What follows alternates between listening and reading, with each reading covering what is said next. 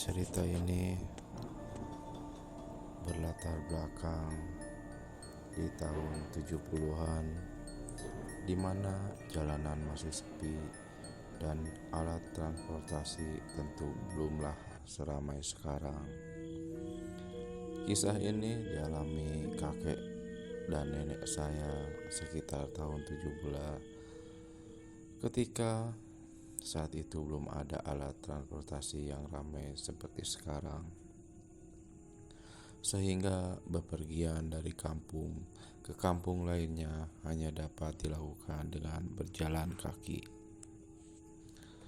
Cerita berawal dari perjalanan pulang kakek dan nenek saya yang masih muda dari rumah orang tuanya yang berjarak sekitar 7 kilometeran. Saat itu hari sudah sore menjelang maghrib yang disertai hujan rintik-rintik dan sedikit kilat. Di tengah perjalanan antara dua kampung tersebut terdapat sebuah kampung yang namanya Kampung Cibuyut.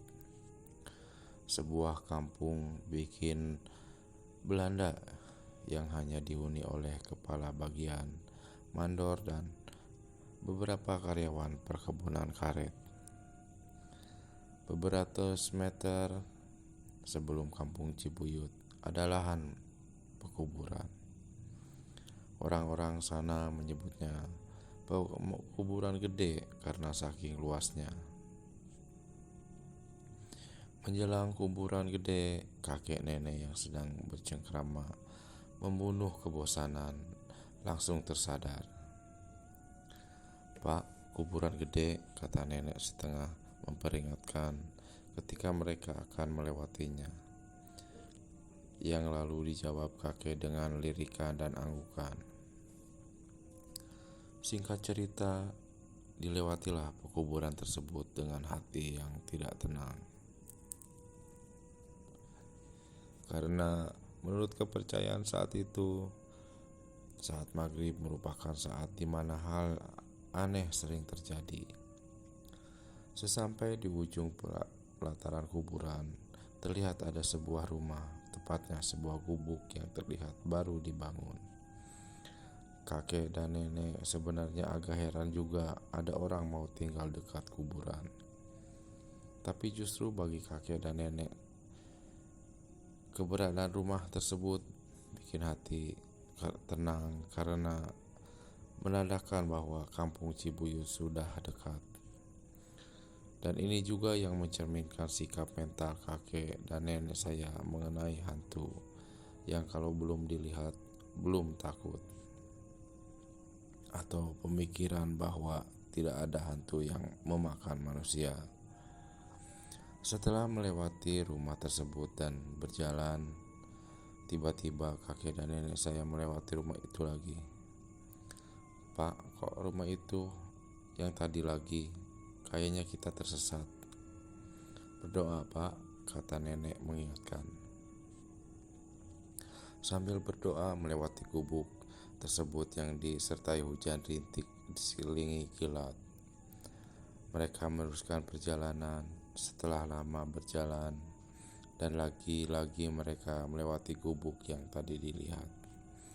Tetapi sekarang di depannya gubuk tersebut ada seorang nenek renta lagi menyapu halaman yang kalau dipikir kembali keberadaannya sangat bertolak belakang. Kenapa saat menjelang maghrib hujan rintik pula menyapu halaman adalah kombinasi keanehan yang sempurna. Tapi lagi-lagi itu dianggap berkah oleh kakek saya. Dengan adanya orang lain berarti bisa dimintai tolong atau sekedar menanyakan arah jalan. "Permisi Nyi, numpang tanya, jalan ke arah Cibuyut kemana ya?" tanya kakek. "Itu ke sana, lurus aja," ujar si nenek yang sedang menyapu dengan suara parau dan seakan muncul dari kedalaman sumur. Lalu mereka pun pamit melanjutkan perjalanan dan seperti sudah diduga sebelumnya, Untuk ketiga kalinya mereka melewati gubuk itu lagi. Kali ini dengan keadaan sepi, tidak ada orang di halaman. Suasana semakin gelap dan mencekam. Kakek nenek pun kini mulai kebingungan. "Pak, gimana ini? Kita benar-benar tersesat," kata kakek setengah berbisik. Terus saja, beberapa langkah dari rumah tersebut tiba-tiba saja kakek ingin buang air kecil. Dan entah mengapa keinginan tersebut seperti ada yang memaksa dan tidak dapat ditahan lagi.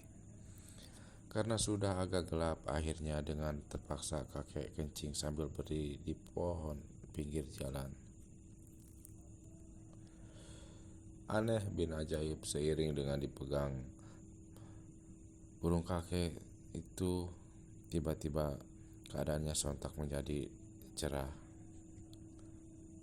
Dan tiba-tiba saja jalan di depan mereka terlihat bercabang, dan salah satunya terbuka seperti tutup kabut. Belum selesai keterkejutan mereka, dengan setengah berteriak nenek berkata, ternyata kuburan baru, pantas saja," kata nenek setengah melihat gubuk yang tadinya berdiri sekarang telah berubah jadi kuburan dengan tanah yang masih merah.